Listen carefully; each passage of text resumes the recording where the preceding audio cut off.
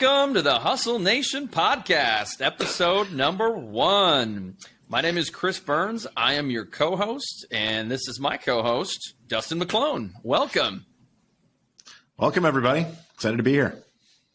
We are excited. It's been a lot of trials and tribulations getting our first episode going, and you'd think from a couple of guys that are relatively tech savvy would be able to figure it out, but hey, we're here now. And that might be overstated. I'm excited. Right. All right. So the name of the show is the Hustle Nation podcast. And so often we talk about hustle. I think entrepreneurs and business people and leaders talk about hustle. But the problem is what is it? How do you quantify it? And there's a lot of discussion around it. So, Dustin, what is hustle? And what is the Hustle Nation podcast? Yeah, no, I mean, hustle to me, I mean, I think you and I have talked about this in the past. Hustle is an interesting thing because hustle means similar things to lots of different people, right? But, for me, hustle really started a number of years ago. So I'm a youth basketball coach, and I've coached a boys team from 3rd grade all the way up now till 8th grade. And, one of the things about youth sports in my mind is it's an interesting microcosm for so many other things in business and in life that, in many ways as a coach, you learn more as a coach than probably you do as a player at times. And, one of the things that it was kind of a light bulb moment for me, this was a number of years ago. My wife, who's also a youth basketball coach, we were talking about kind of two different things. One was at that time, I had just become the leader of our organization, McClone Insurance, and, great organization, 3rd generation, a lot of success, but we had kind of become stagnant. And at the same time, we're talking about our youth basketball team and how do we get more out of these kids and how do we get them engaged and things like that. And, we're both coaches, right? So we talked a lot about, well, we just got to get them to hustle. We got to get them to hustle. And all of a sudden I started thinking, I'm like, well, what if from an organizational perspective, as a leadership perspective, our team would hustle, right? And hustle more and buy into that. What does that look like? And as we started talking about, we realized, similar with youth basketball teams, what hustle means something different to everybody. They see it's hard work. They see there's some sacrifice, things like that. But beyond that, you would have these kids that you'd say, well, you got to hustle. And they're like, well, I am hustling. I think I am hustling. And it wasn't until you started to define what the behaviors actually were for hustle that they actually started to then change their behavior and truly hustle, right? Because they just didn't know. In their mind, it was, I'm working harder than I have, so I'm hustling. And so that was really kind of where hustle, kind of the concept of what if hustle from a business perspective and leadership perspective was more defined? Like, what are really those behaviors that we can elicit from, many people before us that have shown us the way in many ways. And so, hustle really started from that standpoint and then spent a number of years, really just kind of building out, what hustle really is. And so, now hustle is really more of an acronym that stands for, hard work, unrelenting, smarter, not just harder, take chances, learn from others, and enjoy the process. And then under each one of those, are kind of a North Star we can all go to that are good ways to kind of remind ourselves of, am I really hustling? Am I, and in many ways, like, we've talked about even this podcast, right? For anybody out there that has started a podcast, right? You don't just start it like that, right? There's things you got to learn, and there's, plenty of ways where someone could just quit along the way. But, hustle is about, part of it is never giving up. Yeah, you're right. And we have a definition for it. There's so much more to hustle that we're going to talk about. And, you mentioned defining it. So, as you were talking, I went to dictionary.com and I said, I'm curious. I think I could define it, but it would be different than what Merriam-Webster and other organizations have. There are several variations of it, but it says to proceed or work rapidly or energetically. Or, a lot of ors. Kind of hard to define this. It also says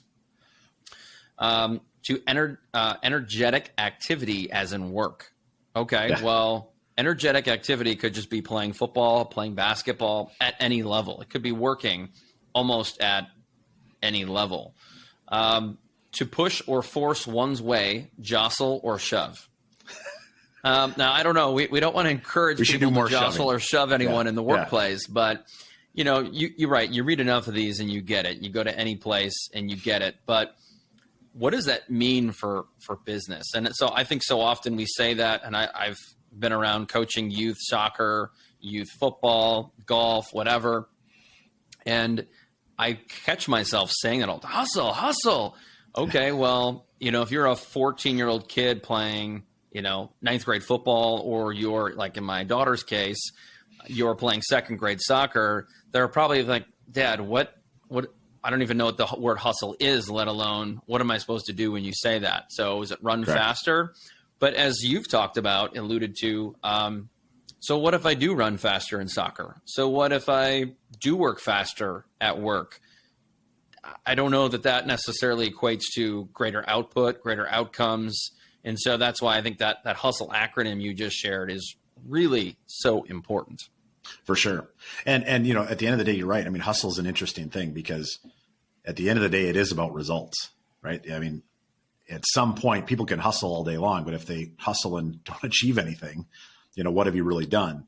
But one of the things we've seen is once you define it, you see it with sports, you see it in business, those teams or organizations that have that hustle mentality and have defined it and then really have embraced it, they just achieve better, right? I mean, we've seen it time and time again. I mean, hustle will beat, talent and intelligence all day long, right? Equal teams can supersede through that hustle, through that culture.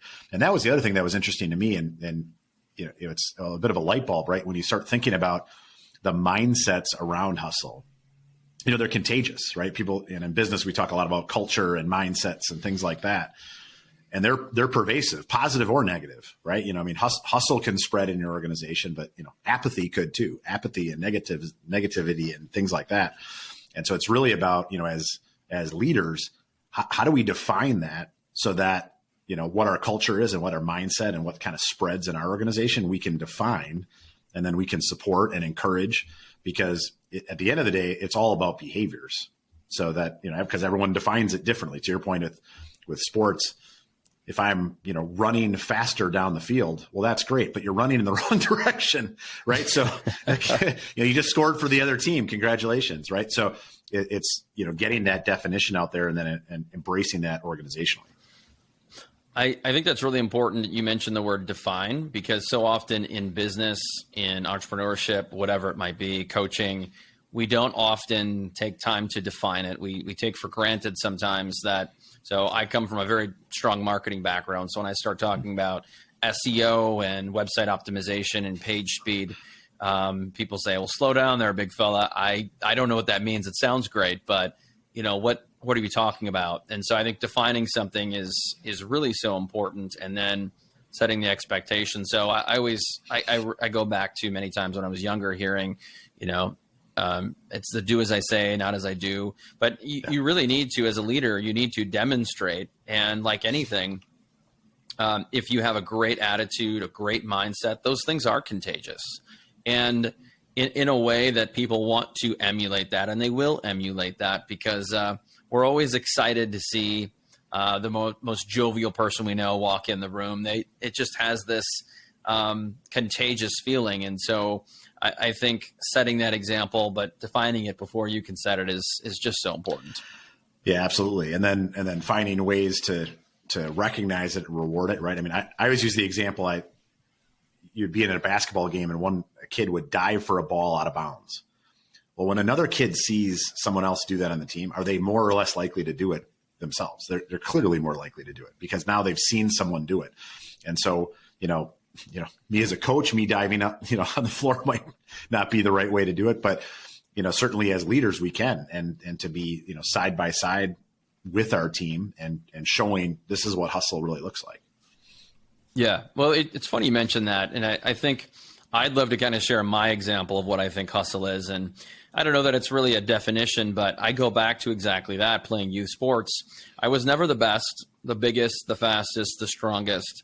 But at times, the reason I played was because of my hustle and because of my energy. And whether I was tired or not, I always brought it because I wanted to play. I didn't get to play a lot, and I knew the only way I'd get out there is if I would hustle. And then every once in a while, the coach would say, look at that guy hustle. Everybody be more like Chris. And it wasn't that I was doing anything better, but the other players were getting tired and they would make an example. And of course, as someone who was just like any regular person on the team, that gave me a sense of feeling like, oh, I got acknowledged because of my hustle.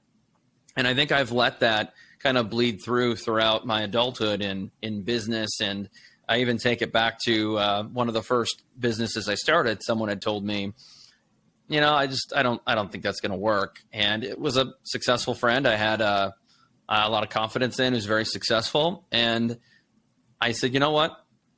It actually made me smile because I love it when people doubt you. And I said, I'm going to show you. I'm going to prove to you. And 6-7 years later, still successful, still profitable. But that motivated me. And so it all goes back to I can put in the hustle, I can put in the work and the time, and I'm not afraid to do that. In fact, I love the hustle. So did you ever win a Mr. Hustle award at any like basketball camps or things like that? If there was one, I would have won it, but no, I've never won one, and that's okay. I always said, as a kid, it was funny when I would go to these camps. I was never, similar. I was never the most talented kid, but so I knew I was never going to win like the MVP award. So you just you gave up on that one. You knew that was going to go to the real talented kids. I'm like, but I'm focusing in on the Mr. Hustle award. Like if I can win that one, that's the one I'm going to win, right? So because it was the thing that hustle doesn't take skill. Right? Hustle takes a mindset. Hustle takes an attitude. It really is an attitude. And that's why I go back to sports so often, is because if you have the mindset of I can and I will, you will demonstrate the output, which is the effort to get stronger, to get faster, or in the case of a fourth quarter last play, to run faster than the opponent, the running back that you're trying to cover, whoever it might be. And I love bringing it back to the sports analogy. You bet. Yeah. So, I think, one of the things that's most exciting to me about, Hustle Nation and starting this is, getting to learn from others as well, right? Over time of, how other people are hustling and how, we can learn. Certainly we don't have all the answers. I think, we've learned a lot over our career that we want to share, but at the same point, getting others to share with us, hey, this is how I hustle and this is how I embrace it. And this is the behaviors I follow, to me is super exciting. Yeah. So let's switch gears a little bit. Let's talk about hustle in the workplace, or whether you're a leader, you're an employee, you're an entrepreneur. What is hustle in the workplace, and how do you define that to your team? Yeah. So to me, when I kind of break down hustle, the hard work part and the unrelenting part are really the foundational things to me, because, the rest is, basically being, more efficient, learning from others, being willing to take chances, enjoying everything. But, at the end of the day, nothing really happens until you start to work hard. Right. And there's plenty of people that have tried to work hard, but then they give up too soon. And so to me, like at the very foundation of it is, let's define even what hard work is, right? So I use the example of, this afternoon, I could go, mow a farm field with one of the non-motorized push, cutting lawnmowers.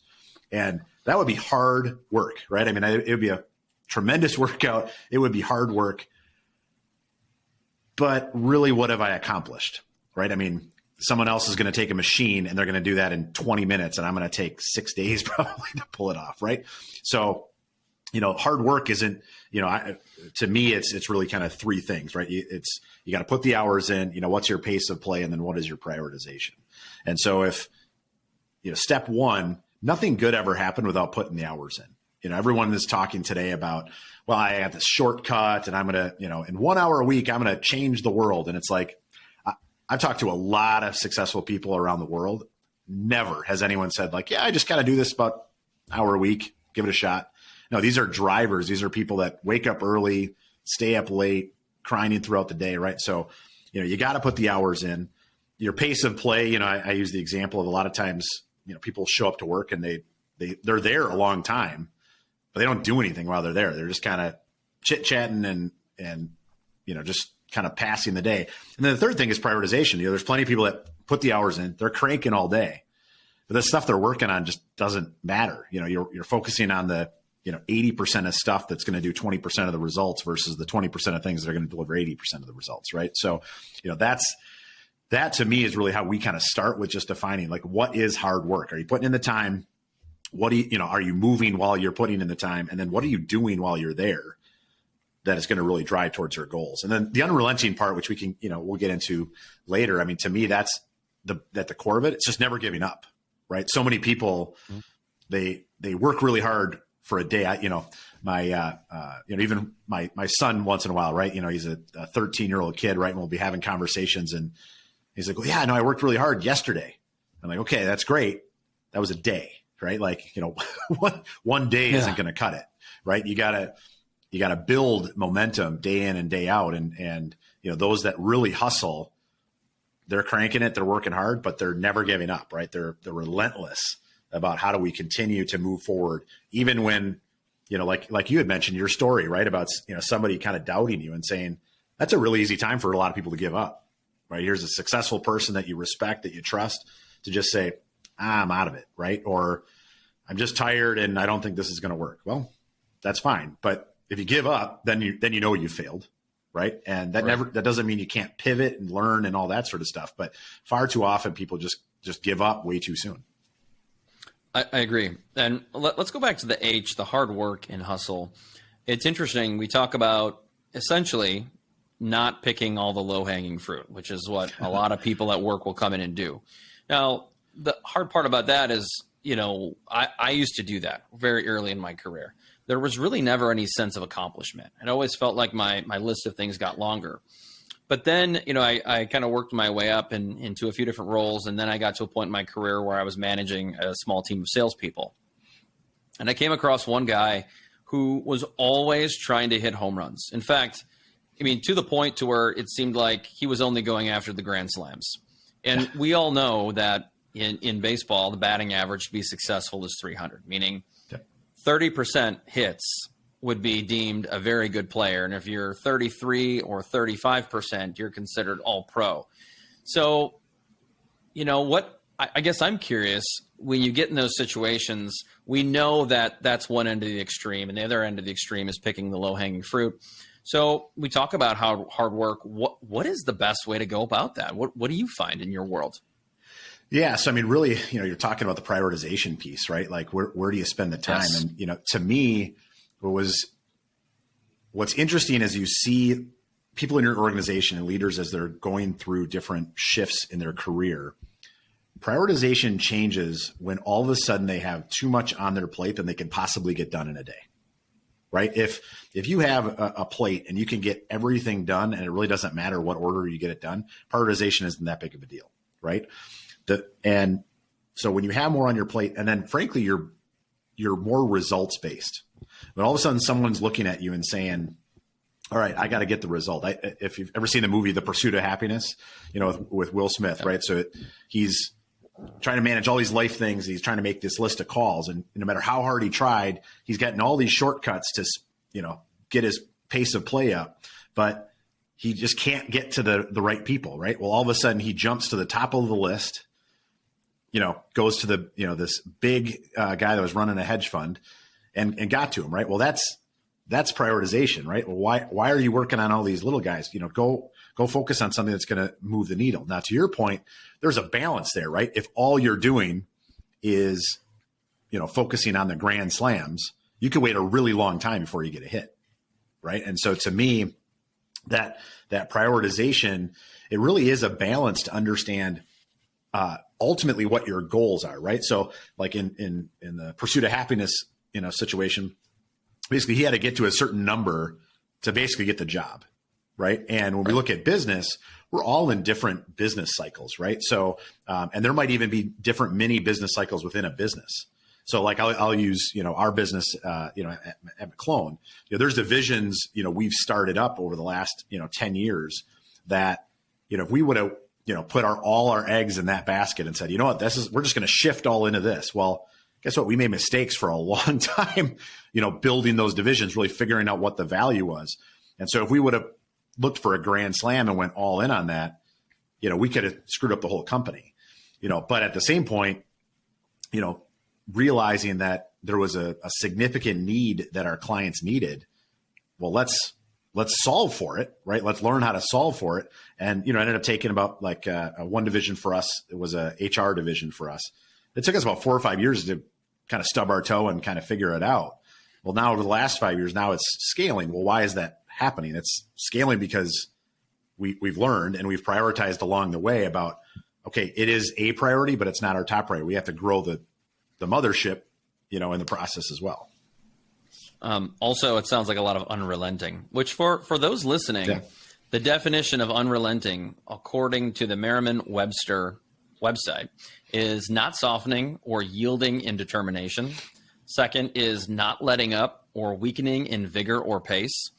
A great example of exactly that. You match hard work with unrelenting, and that's when you start to generate success. I love it. Yeah, for sure. Yeah. So it's, I mean, the prioritization balance is so hard, but the number one thing I've shared with people, prioritization, it's really hard to prioritize if you don't know what your short and long-term goals are, right? Because then what are you prioritizing? So you have to look at it from a standpoint of, well, this is important because this is my goal, both short-term and long-term. If I want to be a, super fit, leader in health and wellness and fitness and all that sort of stuff. Okay, well, if that's a long-term goal, there's a lot of short-term goals I got to hit in order for that to happen. And guess what? In order for that to happen, I have to prioritize that as my day in my life, right? That it's an important thing for me to do. And so the same thing with business, right? And, not just your job as a whole, but within your day, what are the things that are most important that are going to be the biggest needle movers? If you don't have that clarity, prioritization is really just what you're telling yourself versus really leading to your goals. Dustin, I think, but the problem with all of that is a lot of leaders and businesses do not have a goal or a strategic plan of any sort. So I've done a lot of public speaking in my day, primarily around digital marketing. And when I do seminars specifically about just social media, digital marketing, one of the first questions I ask is, show of hands, how many people in the room have a strategy? And you'll see maybe 20%. I've seen as low as 5%. And then I'll say, okay, that's good. Thanks to those who raised their hand. But how many of you actually have it in a document form? And then you see a bunch of these. So I've had instances where 0 people in the room have a marketing strategy. Now, you'll get a few people like, well, in my head, I want to do this and that. I say, well, is that a plan or is that a hope? Because ultimately, just as we have, life aspirations, I might tell you tomorrow I've got a different plan for I want to retire in 10 years. And I might tell you in 5 years, I want to retire in 5 years. And so unless you have it in a document, it's subject to change. It's like, well, this is what I want for Christmas today. And so I think it's so important that businesses have a strategy, even if you only look at it once or twice a year.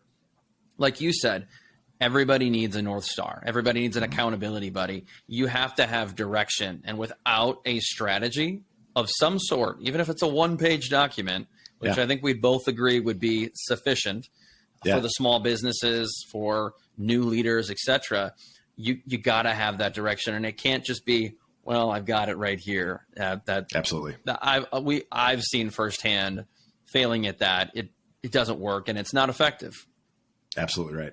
Yeah. I mean, that's like having hustle in your head, right? If it's just in your head, you can't communicate. You can't get other people to buy into it. You can't get other people to challenge it. And to your point, we lie to ourselves, right? We'll change it in our head 7 times and think we've never changed it. Yeah, we're really good at that, aren't we? Yeah, it's hustle's an interesting thing, but when I think we put this definition of HUSTLE together for people over the course of the next few episodes, I think it'll start to click, and hopefully people can start to demonstrate new behaviors at work, and they can start to see different outcomes, not only for themselves, but also for their team. And I think the demonstrating part of it, once you understand it and you can see the value, and you demonstrate it, then not only will one person be actively hustling, but you'll have a team of people that have the hustle mindset. How great would that be, Dustin, if you not only had a team, but you have a culture and Absolutely. now customers or clients who embrace that culture? Absolutely. Yeah. That's the ultimate kumbaya. And those that love hustle want to be surrounded by other people with hustle, right? I mean, this is, ultimately how you and I connected, right? I mean, the idea being is you want to be more surrounded by it once you've bought into it. Well, think about your friends, and this is a kind of more rhetorical question, but think in your mind of 5, 10 people, however many it is. Who are the people you enjoy spending the most amount of time with? I would venture to say that those are the people that demonstrate a couple things. They're successful. They have a great attitude. So either they're fun, they're funny, they're spontaneous, like to do stuff. Well, those are the people you're going to want to spend your time with because it's kind of contagious, right? Everybody, regardless of what level you're at in life, we want to surround ourselves with better people. And so I think it's the same way with the hustle mindset. You want to surround yourself on the football or basketball team or whatever sport you play with the people who are the hardest working, who get after it because you want to be like that. You want that outcome. And we all know that if we had a whole team of people that have that hustle mindset in this case, boy, we could really be something special, whether that be in the business world or in the sports world or coaching youth sports. Absolutely. Yeah. Couldn't agree more. I'll be working on that this weekend as I coach youth soccer. Final game of the season. Can't wait.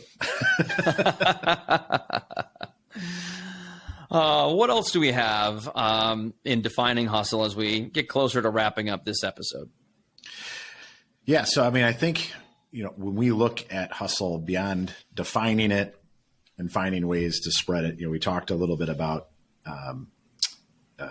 eliciting yourself and then surrounding yourself by it. Right. So, to me, what I look forward to in, future episodes is beyond us, just learning from each other is, the more we're all surrounded by it each day, you're a little bit more inspired to do a little bit more and you start to define things a little bit differently, so, even hard work, right? Like I remember as a kid, I went to a very small school and, how I defined that was my own definition. And, we have, definitions of what hustle stands for today. Right. But, the reality is there are so many different versions of it. The more we can learn from each other, we're all going to get better. Yeah, absolutely. We're going to talk a lot about hustle in the future, defining what the acronym stands for. In the future, you can expect a lot of fantastic guests from us. We're going to talk about their success story and what hustle means to them. I'm really excited about that. And I appreciate each and every one of you for listening or watching. I hope that you'll subscribe, share the content with your friends, and we'll look forward to seeing you next time. Thanks for listening.